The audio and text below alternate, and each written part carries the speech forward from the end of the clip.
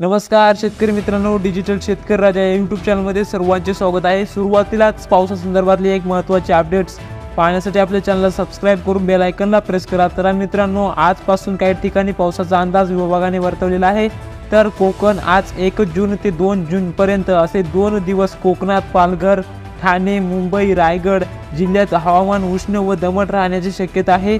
हवामान विभागाच्या वतीने व वर्तवलेल्या अंदाजानुसार की तसेच रत्नागिरी व सिंधुदुर्ग जिल्ह्यात 2 जून व 3 जून रोजी मेघगर्जना, विजांचा कडकडाटासह व ताशी 40 ते 50 किमी वेगाने वादळी वाऱ्यासह तुरळक ठिकाणी पाऊस पडण्याचा अंदाज हवामान विभागाने दिला आहे। आज उष्ण लाटेचा इशारा देखील देण्यात आला आहे।